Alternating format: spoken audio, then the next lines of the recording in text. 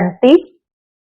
आज 17 जुलाई 2026 के बाबा के अनमोल मधुर महावाक्य सुनेंगे। आज की मुरली में बाबा ने अपना सत्य परिचय दिया है। बाबा कहते हर धर्म में मान्यता एक परमात्मा की है। भले नाम अलग अलग दिए हैं, लेकिन स्वरूप के हिसाब से अगर देखा जाए तो लिंग की पूजा, ज्योति को मानने वाले हर धर्म में मिलेंगे। साथ ही साथ बाबा कहते हैं देवताएं भी उस परमात्मा को मानते हैं। भले सतयुग में कोई देवी देवता भगवान को याद नहीं करते हैं, परंतु यहाँ याद करने से ही उस देव पद को प्राप्त किया है। फिर वह बाबा क्यों आते हैं, उनका कर्तव्य क्या है, आकर कैसे भारत भूमि को पावन बनाते हैं, मनुष्य आत्माओं को भी पावन बनाकर देवता पद के योग्य बनाते हैं। आकर के सहज राजयोग सिखाते हैं और उस राजयोग के आधार से कर्मेंद्रिय जीत कैसे बनना है, यह भी बाबा हम बच्चों को सिखाते हैं। साथ में बाबा कहते हैं कर्मेंद्रिय जीत बन करके हमारा लक्ष्य क्या है, उसी की ओर भी हमें प्रेरित करते हैं कि हमें क्या बनना है। इस ईश्वरीय विश्वविद्यालय के अंदर इस तरह से बाबा ने अपना संपूर्ण परिचय भी दिया, साथ ही बच्चों से प्रतिज्ञा भी कराई है और सावधान भी किया है कि इस प्रतिज्ञा को कभी भी तोड़ना नहीं है। तो सुनते हैं आज के बाबा के अनमोल मधुर महावाक्य। ओम शांति। मीठे बच्चे, ये भारत भूमि निराकार बाप की जन्म भूमि है। यहाँ ही बाप आते हैं तुम्हें राजयोग सिखलाकर राजाई देने, तुम्हारी सेवा करने। आज की मुरली से प्रश्न है, शिव बाबा अपने हर एक बच्चे से कौन सी प्रतिज्ञा कराते हैं? उत्तर है, मीठे बच्चे, प्रतिज्ञा करो कि बाबा हम कोई भी विकर्म नहीं करेंगे। ये प्रतिज्ञा हम बच्चों से बाबा कराते हैं। 5 विकारों का हम दान देते हैं। फिर बाबा कहते अंदर में डर रहना चाहिए कि अगर हम दान देकर फिर वापस लेंगे तो बहुत पाप बन जाएगा, जिसकी कड़ी सजा खानी पड़ेगी। हरिश्चंद्र की कहानी भी इसी पर बनी हुई है। ओम शांति। ये बच्चों की है गॉडली स्टूडेंट लाइफ। बच्चे जानते हैं कि हम उनके पास आए हैं, वही कल्प कल्प भारतवासी बच्चों को आकर राज्य भाग्य देते हैं। भारत में ही आते हैं ना, ये भारत भूमि है। अपनी भूमि पर बहुत प्यार रिगार्ड होता है। दुनिया में भी हर एक को अपनी भूमि पर बहुत प्यार और रिगार्ड होता है, तो बाबा को भी भारत भूमि पर बहुत प्यार और रिगार्ड भी है। जैसे कोई विलायत का बड़ा आदमी यहाँ मरता है तो उनको विलायत ले जाते हैं, अथवा यहाँ का कोई बड़ा आदमी विलायत में मरता है तो उनको यहाँ ले आते हैं।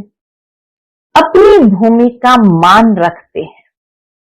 भारत को कहा जाता है भगवान की जन्मभूमि। यह भी जानते हो, क्या जानते हैं कि जिसको भगवान अथवा अल्लाह परमात्मा कहते हैं, उनके सामने अभी तुम बैठे हो। इतना नशा बाबा कहे चढ़ना चाहिए कि किसके सामने हम बैठे हैं। नाम तो जरूर चाहिए ना, उस अल्लाह परमात्मा भगवान का नाम तो जरूर चाहिए ना। अल्लाह कहते हैं तो भी लिंग की पूजा करते हैं। ईश्वर अथवा खुदा कहते हैं तो जरूर उनकी निशानी चाहिए ना। लिंग को सब तरफ पूजते हैं, तो परमात्मा का अपना परिचय वो देते हैं, और कैसे सर्वधर्म में उसकी मान्यता है ये भी बात बाबा स्पष्ट करते हैं। लिंग को सब तरफ पूजते हैं। चित्रों में भी आजकल देवताओं के आगे परमपिता परमात्मा का चित्र लिंग दिखाते हैं। वह है सबसे ऊंच, उनको अपना शरीर नहीं है, इसीलिए निराकार कहा जाता है, साकार नहीं है। अभी तुम बच्चे जानते हो हम उनके सामने कल्प कल्प हाजिर होते हैं, इसलिए शिक्षा लेने के लिए। भगवान वाच है तो जरूर राजयोग सिखलाते होंगे। स्टूडेंट को राजयोग सिखाया था और वह राजा रानी बने थे। लड़ाई आदि की तो बात है नहीं। वो परमात्मा जो सर्वधर्म में मान्य है, उनका नाम क्या है और वो क्या करते हैं? तो बाबा कहे सहज राजयोग सिखलाते हैं। लड़ाई आदि की तो बात है नहीं। इन लक्ष्मी नारायण आदि ने लड़ाई से थोड़ी बादशाही पाई है, बिल्कुल नहीं। दुनिया बिल्कुल नहीं जानती कि इन्होंने सतयुग में राज्य कैसे पाया। अभी तुम बच्चे समझते हो हम बाप से वर्षा ले रहे हैं, हम उनके सन्मुख बैठे हैं, वही बाबा है, श्री कृष्ण नहीं। श्री कृष्ण तो छोटा बच्चा है, वही बाबा है। जो बाबा वह है रचना। अभी बरोबर श्री कृष्ण अपना पद ले रहे हैं, जो फिर भविष्य में श्री कृष्ण कहलाएंगे। यह है सारी पढ़ाई की बात। तुम जानते हो बाबा हमको राजयोग सिखलाते हैं। जैसे मनुष्य मनुष्य को बैरिस्टर, इंजीनियरिंग आदि बनाते हैं, है तो मनुष्य ना। तुम समझते हो हम भी मनुष्य हैं, परंतु हम पतित हैं।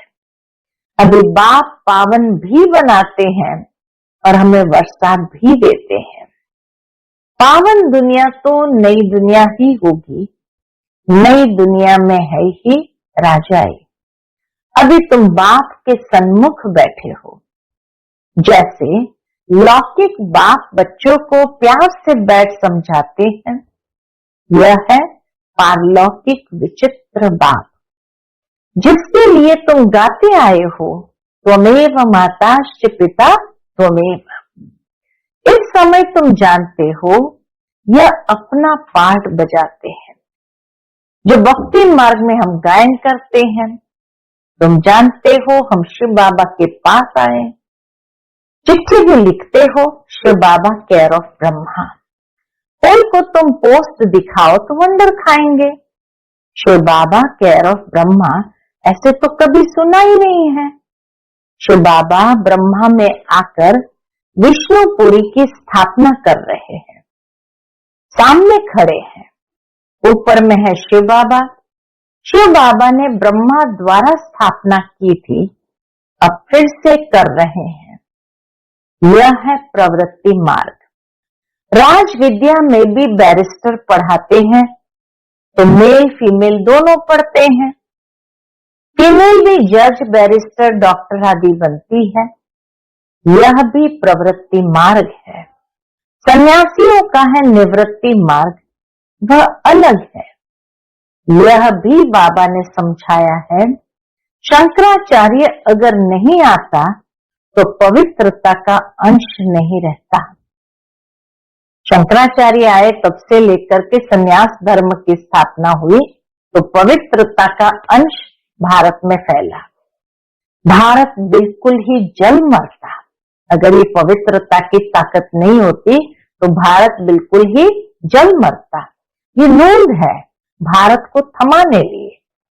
भारत बहुत पवित्र था, फिर अपवित्र बना है। अभी भारत कितना कंगाल है। कहते हैं सोने की लंका समुद्र के नीचे चली गई। अब लंका तो सोने की हो नहीं सकती, ये सब कहानियां बैठ लिखी है जिससे फायदा कुछ भी नहीं। तुम बच्चे जानते हो, बरोबर बाबा हमको बिल्कुल सहज याद के बल से कितना उच्च बनाते हैं। बाप प्रतिज्ञा करते हैं, अगर निरंतर याद करने का पुरुषार्थ करेंगे तो विकर्म विनाश हो जाएंगे। भक्ति मार्ग में भी याद करने का पुरुषार्थ किया है ना, क्यों याद करते हैं? हमको साक्षात्कार हो, ऐसे नहीं याद करते ही कि कृष्णपुरी में हमको बादशाही मिल जाए। भक्ति में याद किया कि परमात्मा का साक्षात्कार हो जाए। बाबा कहे ये तो आशा नहीं रखी कि हमको कृष्णपुरी में बादशाही मिल जाए, वह हम नर से नारायण बन जाए। नहीं, तुमको भी यह आश नहीं थी कि हम मनुष्य से देवता बने।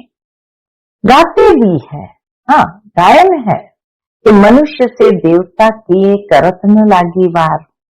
तुम देखते हो बरोबर कलयुग के बाद सतयुग आएगा।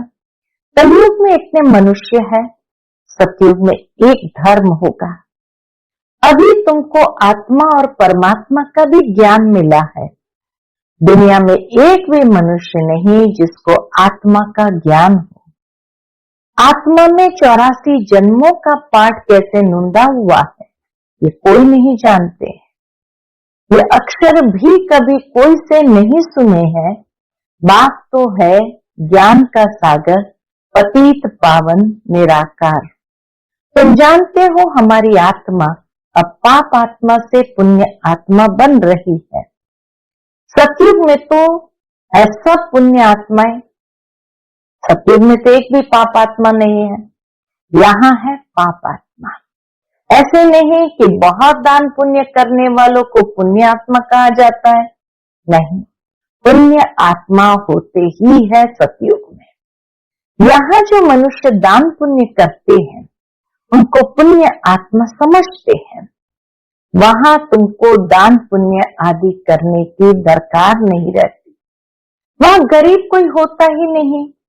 तुम वहां सदैव के लिए पुण्यात्मा ही हो।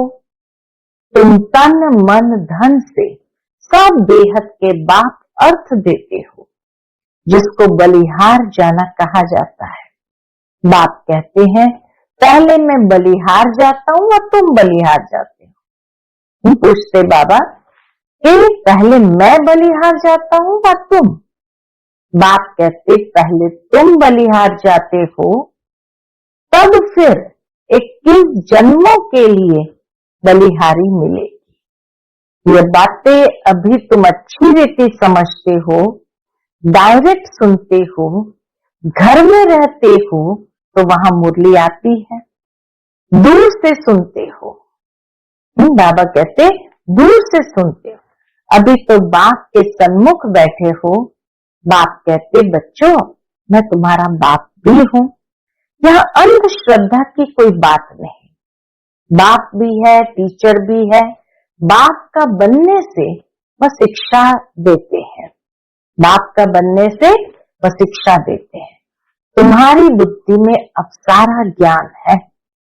84 का चक्र भी तुमको समझाया जाता है। जो 84 जन्म लेने वाले नहीं होंगे वो समझेंगे भी नहीं। तुम समझते हो बरोबर हम 84 का चक्कर लगाकर अब वापस जाते हैं। बाप कहते हैं तुम आत्मा अशरीरी आई थी, फिर अशरीरी होकर वापस जाना है। तुम पवित्र आत्माएं होकर जाती हो।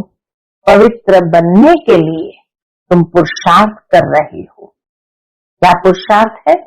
योग बल, अर्थात याद बल से तुम पवित्र बन जाएंगे। योग अक्षर शास्त्रों का है, राइट अक्षर है याद। स्त्री को पति की अथवा पुरुष को पत्नी की याद रहती है ना। योग का अर्थ ही है याद। बाप भी कहते हैं माम एकम याद करो और संग बुद्धि योग तोड़ मुझ अपने बाप के साथ बुद्धि योग जोड़ो। याद करो, जितना याद करेंगे उतना तुम्हारा विकर्म विनाश होंगे। बरोबर भारत को कल्प कल्प वर्षा मिलता है। शिव जयंती भी मशहूर है, जैसे बुद्ध, क्राइस्ट आदि की जयंती है, वैसे निराकार शिव की जयंती है। वह ऊंच से ऊंच हो गया, परमात्मा ऊंच से ऊंच हो गया। श्री कृष्ण जयंती भी मशहूर है, परंतु वह क्या आकर करते हैं किसको भी पता नहीं है।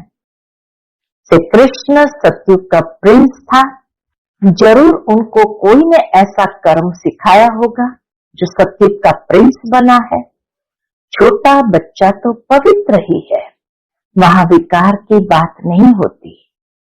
बच्चा शुद्ध रहता है। भगवान तो एक ही निराकार है, गॉड इज वन। बाकी सारी है रचना। रचना से कभी रचना को वर्षा नहीं मिल सकता है, वर्षा बाप से ही मिलेगा। भाई को भाई से वर्षा नहीं मिल सकता। तुम सब भाई भाई हो, ब्रदरहुड कहते हैं ना। बाप तो एक ही है, वर्षा बाप से मिलेगा। सर्व भाइयों का सदगति दाता एक बाप है।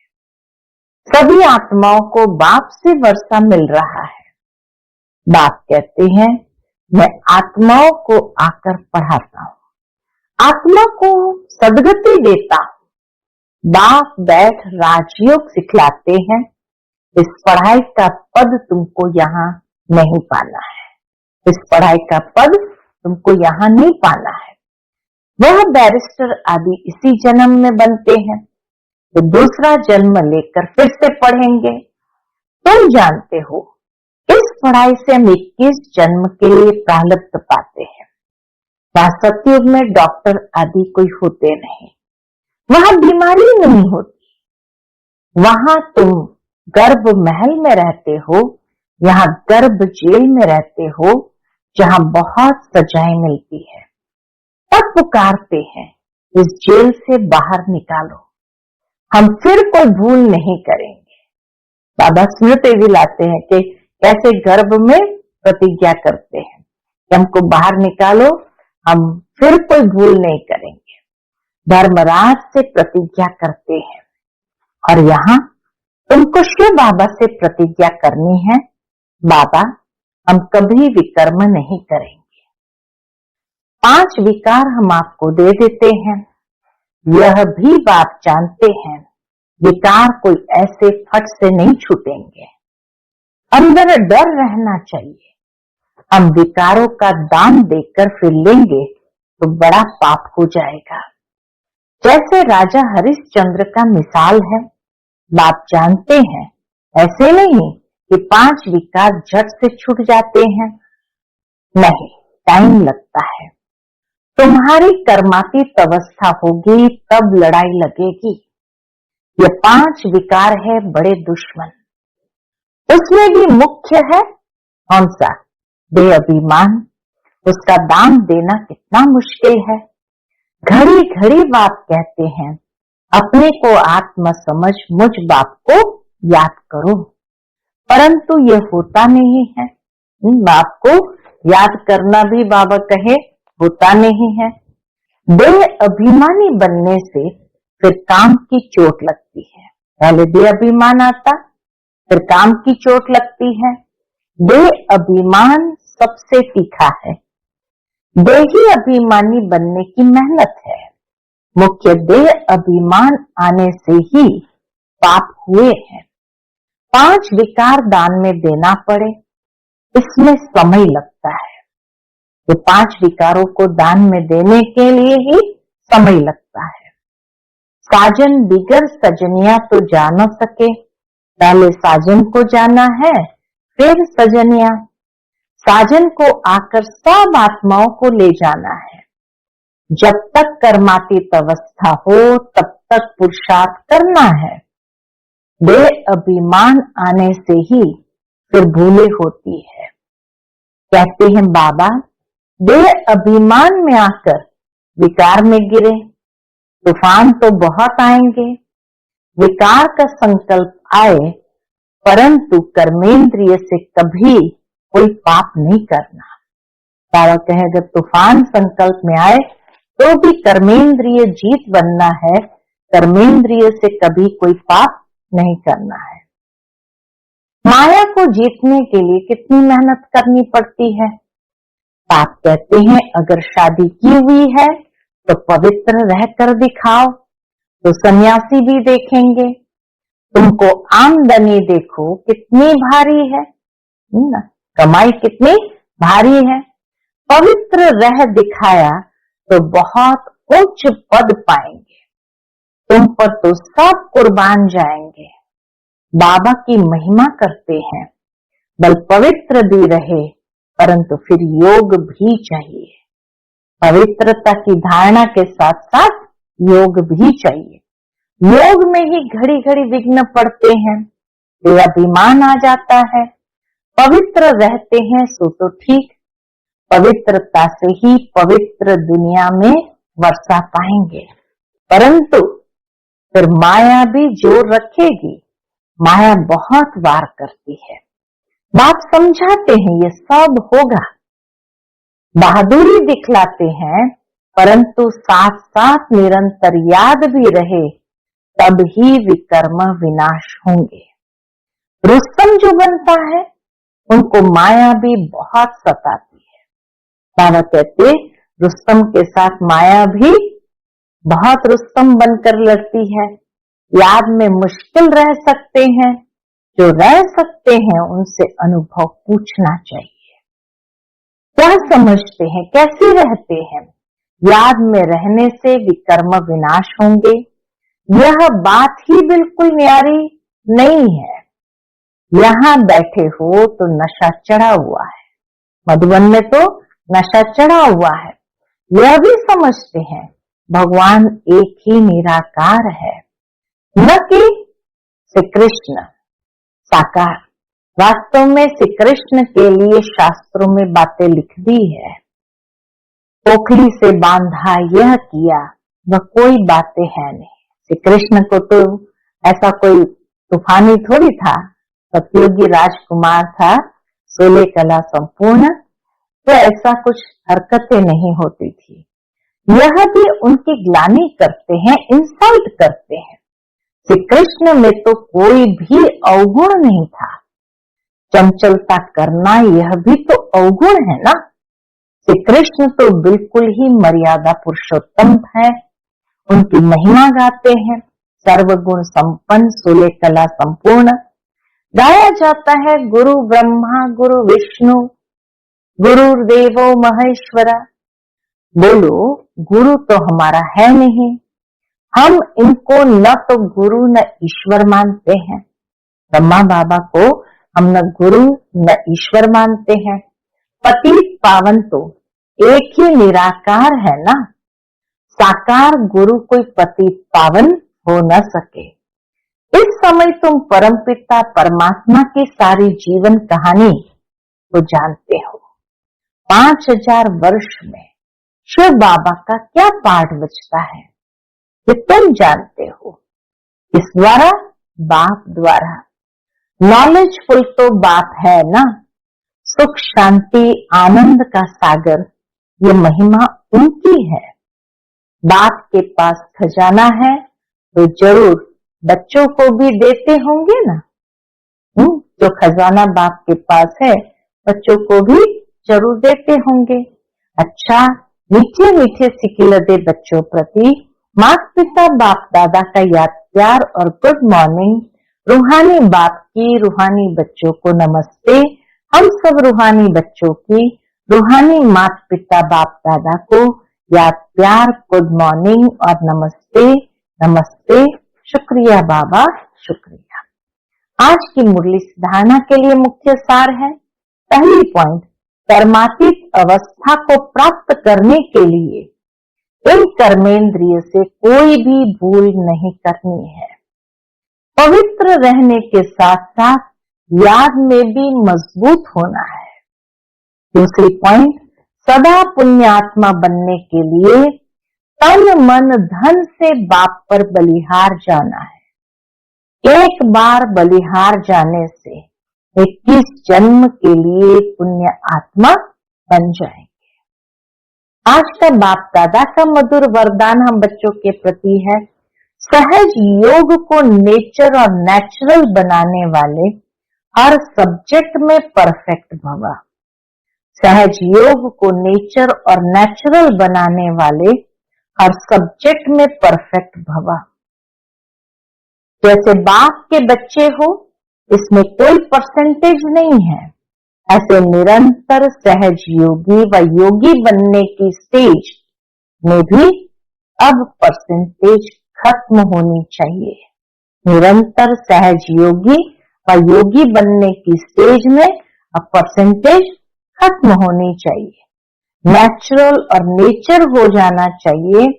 जैसे कोई की विशेष नेचर होती है, उस नेचर के वश न चाहते भी चलते रहते हैं, ऐसे यह भी नेचर बन जाए, सहज योगी की नेचर बन जाए। क्या करूं, कैसे योग लगाऊं, ये बातें खत्म हो जाए तो हर सब्जेक्ट में परफेक्ट बन जाएंगे।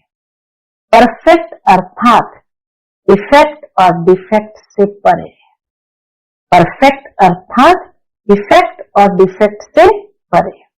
आज का स्लोगन है, सहन करना है तो खुशी से करो, मजबूरी से नहीं। सहन करना है तो खुशी से करो, मजबूरी से नहीं। आज का व्यक्त इशारा है, ज्वाला स्वरूप स्थिति में रहे शक्तिशाली याद का अनुभव करो। इसके अंतर्गत बाबा कहते हैं, पावरफुल योग अर्थात लगन की अग्नि, ज्वाला रूप की याद ही भ्रष्टाचार अत्याचार की अग्नि को समाप्त करेगी और सर्व आत्माओं को सहयोग देगी। इससे ही बेहद की वैराग्य वृत्ति प्रज्वलित होगी। याद की अग्नि एक तरफ उस अग्नि को समाप्त करेगी। याद की अग्नि एक तरफ तो उस अग्नि को समाप्त करेगी, दूसरी तरफ आत्माओं को परमात्मा संदेश की शीतल स्वरूप की अनुभूति कराए। इससे ही आत्माएं पापों की आग से मुक्त हो सकेगी। अच्छा, ओम शांति।